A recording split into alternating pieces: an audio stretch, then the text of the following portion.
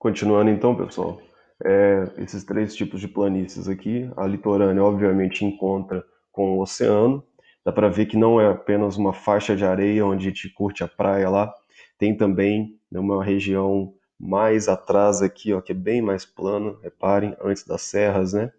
Aqui uma planície fluvial, então está em contato com o rio, é onde o rio deixa sedimentos. Vamos lembrar sempre que as planícies são áreas onde recebe sedimentos, ocorre a sedimentação.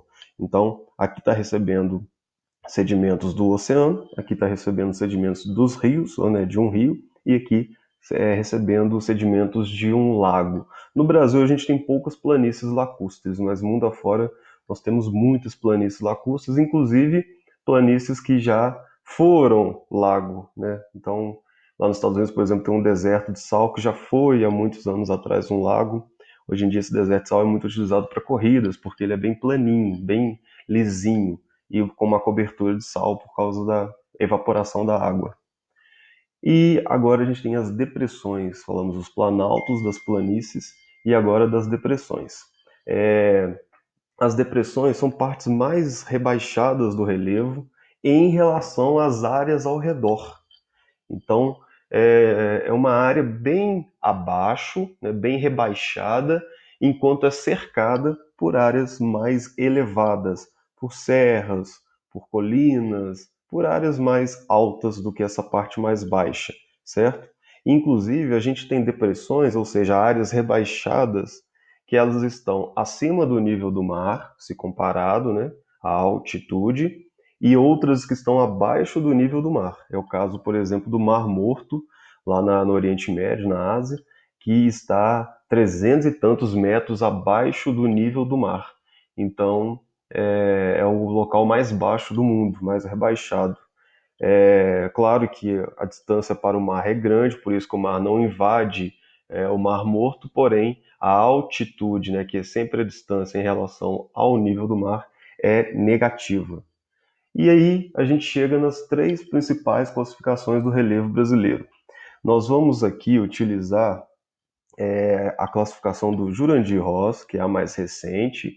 Ele publicou em 89, né? Então nos anos 90 que a gente teve conhecimento mesmo. Mas eu vou mostrar para vocês o trabalho do professor Haroldo de Azevedo, né, de década de 40, e o trabalho do professor Aziz Absaber, na década de 60, certo? Olha aí, o Haroldo de Azevedo. A gente tem que imaginar que isso aqui é lá na década de 40, então a tecnologia era muito escassa para esse tipo de serviço. Então, ele observou mais é, visualmente, né, fez aquela observação fisiográfica, né, o que ele via do relevo. E aí ele conseguiu constatar que nós tínhamos quatro grandes planícies, planície amazônica, do Pantanal, a gaúcha e a costeira. E dois grandes planaltos, Atlântico, Central e Meridional. Vocês vão ver como muda. O Absaber, já na década de 60, ele já conseguiu observar uma diferençazinha. Ele tinha as quatro planícies continuavam, tá vendo? Só que aí ele já colocava planaltos diferentes, ó, o planalto da Guiana, o planalto central aqui. Ele já redividiu os planaltos, aumentou o número de planaltos. Se você não sabe classificar o relevo, o Aziz Absaber. Nossa, essa foi péssima. E agora o Jurandir Rosa, olha a diferença. Ele com mais tecnologia, né, com processos de aerofotogrametria, né, ele conseguiu identificar 28 formas de relevo no território brasileiro. Então, entre planaltos e planícies, ele também descobriu que aqui no Brasil nós temos as depressões. Foi a partir da classificação dele que nós começamos a utilizar as depressões no Brasil, o termo depressões geográficas aqui no Brasil, certo?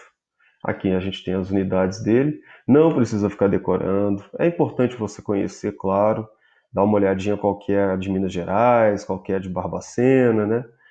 Para você ter mais ou menos ideia, porque a gente vai trabalhar sobre isso também. Só que não precisa ficar decorando, certo? A gente vai ver como o homem se apropria desse espaço, quais são os recursos que ele pode utilizar. Esse é o nosso interesse aqui. Ok, pessoal? Assistam os vídeos e façam as tarefas do roteiro e até semana que vem.